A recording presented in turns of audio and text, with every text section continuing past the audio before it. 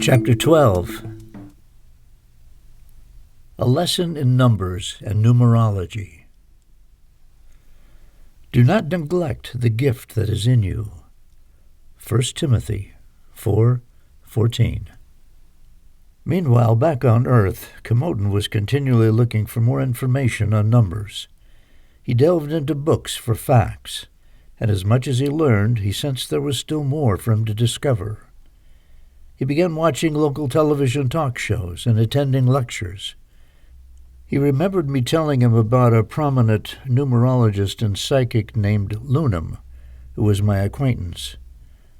Lunam had an enthusiastic following that came to see him whenever he appeared in public. Komotin pre-registered for a course Lunam was giving in Coconut Grove as soon as it was announced, and he showed up early so that he could introduce himself. "Lunam, I have seen many of your appearances on television, and I was always intrigued by your presentation. I have studied numbers with Dr. Komote when he was alive, and he spoke very highly of you. Now I know that I am ready to delve deeper into the powers of numerology, and I'm looking forward to being here and observing whatever you may present," Komotin said enthusiastically. "I'm pleased to meet you. I see you've come prepared with a notebook and pen. I suggest you take a seat in the front of the room. I use the blackboard to write down important facts and figures, and if you have any questions, you can always arrange a private meeting with me at any time," Lunam replied. Komotin took a seat in the front row, and the students quickly entered and sat down. Lunam introduced himself, and the class began. "Good evening and welcome. You are about to take part in an exciting adventure. You will find a printout of everything I'm going to cover tonight on your desk. I know that you are here to gain knowledge and insight into numbers. I will be discussing different things during this course and pointing out many influences between cultures. I don't like to be interrupted because it will not allow me the time I need to cover the curriculum. Kindly keep your questions until the end of the class. And now we will begin. First of all, I would like to comment that all symbolism surrounding the Arab alphabet and Arab numerology was utilized for the interpretation and the creation of the Jewish Kabbalah. What I want to tell you is that many times Arab numerology will be intrinsically tied up to the Jewish Kabbalah. The term Kabbalah began to be used around the year 1200 of our era. However, we are almost positive that the Jewish tradition of assigning a number to a letter goes back to the 4th century before Christ, and it therefore goes back to before the beginning of Islam for about 1,000 years. The oldest origin of the alphabet is probably found in Egypt and was established through a tight and impenetrable method of code known as Ajah. By utilizing this method, the ancient Arabs would compare the Arab with the Hebrew language through numbers. It's believed that the Arab Kabbalah officially began around the year 1600 A.D. It has the main headquarters in the city of Fez and Damascus. This Kabbalistic Arab movement would later on be fundamental for the development of the alchemy in Europe and consequently influence the Rosicrucian movement. By the way, are any of you familiar with the Rosicrucian movement? Lunam asked. Komotin and a few other students raised their hands and called out, "Yes." "Good. For those of you who are not acquainted with the Rosicrucian teachings, I suggest you do some research on that topic, as you will find it very valuable. Now, one of the main Islamic traditions refers to the 99 names of God. These domains derive from the Quran, and each one of these domains represents a power of God which may be connected to obtain a symbolism by utilizing the name and number attributed to it. These 99 names are an extension of the supreme secret which the number 100 represents, and which is hidden within the Quran. That name has been hidden by God, and the believer will only be capable of finding the supreme secret by reading the Quran in its entirety. Each one of those names has the power of a talisman. I will try to give you an example of how I understand the sum of the names that are based on the number 4. Remember that interpretations may vary from author to author, but my interpretations are based on logic more than on the prophecy itself," Lunam stated. Lunam went to the blackboard and wrote "Number 4" in large letters, and then continued. "The name of God means the holiest one, or the most holy. The pronunciation in Arab would be Al-Qudas. Many times this pronunciation would suggest something that one might not see right away. The fundamental power of this name and number is the liberation of anxiety. As an additional symbol, the fourth letter or word of the Arab alphabet symbolizes an attitude of weakness, of giving up, and of humility before God. Arabs don't use the term humiliation. Instead, they show their humiliation by surrendering before God. Other interpretations of Arab number 4, God's name, could be truth. As a number 4, the virtue representing that number 4 would be patience. The imperfection which the number 4 represents would be falsehood. The measurement which it would represent would be equality. And the category which it would represent would be temporary space, that is, time in itself. And the question which this number asks is, where? As a result, many whereas may be explored. What caught my attention with the esoteric Hebrew philosophy is the 231 doors of Sefer Yetzirah, which was the interpretation of the number 4. The Jewish Sefer Yetzirah describes the process of putting together 2 letters of the alphabet, forming a syllable. Remember that the Jews, through the Kabbalah, believed that the 22 letters of the Jewish alphabet gave origin to the world. According to the Jewish esoteric tradition, God connected those 22 letters to 231 doors, naming them the doors of knowledge. These doors of knowledge allow us to go back and forth, and each one of those doors is utilized to meditate over the different aspects of life. Door number 4 represents man on earth, which is one of the principal fundamentals of the Kabbalah, known as Malkuth, which is associated with the realm of matter and related to the physical world, the planets, and the solar system. The exact numerological value given to this letter is 121, and it represents the final point of all confrontations. Currently, we find ourselves to be in the 11 times 11 equals 121.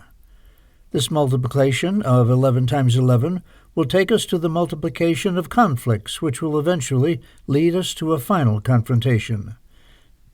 This 11-11 combination takes us to another alternative interpretation of the letter D, or of the number 4, within the Arab alphabet, which defines God as the supreme judge, with a numerological code value in ancient Egypt of 65.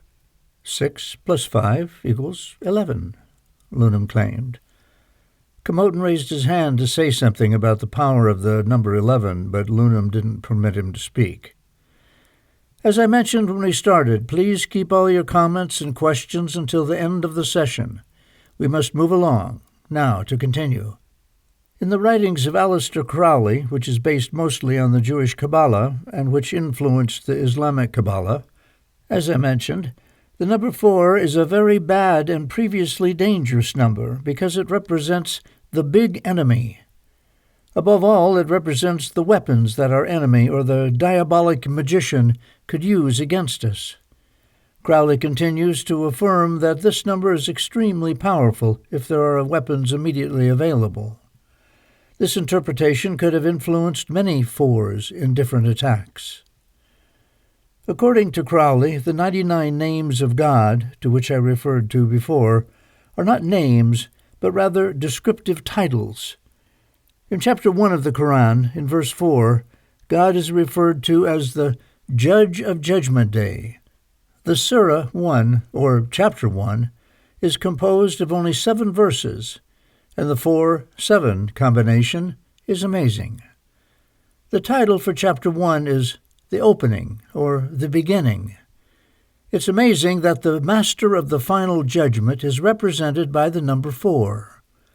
Some explanations and authorized versions of the Quran define verse number 4 as being Allah the Powerful and Just.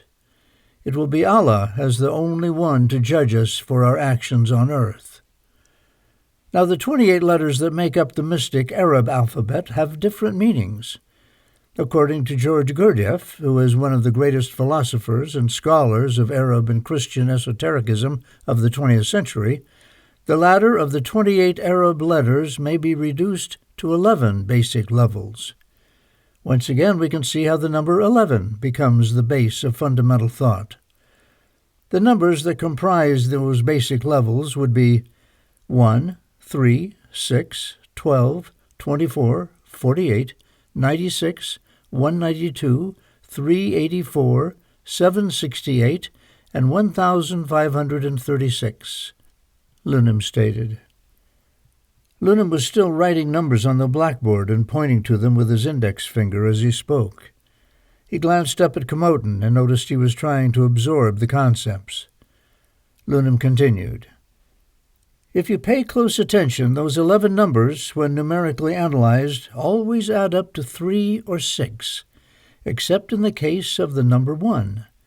For example, 12 equals 1 plus 2 equals 3. 24 equals 2 plus 4 equals 6. 6 equals 9 plus 6 equals 15. 1 plus 5 equals 6. 7 plus 6 plus 8 equals 21, equals 2 plus 1 equals 3. And simultaneously, except in the case of 1, all the numbers double. 3 doubles to 6, 6 doubles to 12, and so forth, until reaching 1536. When you reach the 4th table, it's called the 7 rays of creation. Once again, we have a combination of 4 and 7. Now I'm going to delve into a more controversial subject, which is the analysis of the Surah 4, which is chapter 4 of the Quran. In the Surah, chapter 4 of the Quran, we run into the biggest ideological confrontation between Christianity and Islam. In Islam, the Surah, chapter 4, denies the death of Christ on the cross. The Surah 4, verse 157, 1 plus 5 plus 7 equals 13, and 1 plus 3 equals 4, states, "We have killed Jesus the Messiah, son of Mary, and apostle of God." But in reality, they did not kill him, nor did they crucify him. Instead, they killed someone who looked similar to Jesus. Those who argued the death of Christ were uncertain and had no true knowledge of this. They only followed a false conjecture with the certainty that they didn't kill him. Verse 158.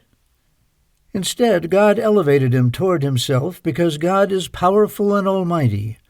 All this reflects what I had to mention to you previously about the meaning of the number 4, powerful and almighty, and in other interpretations, holy.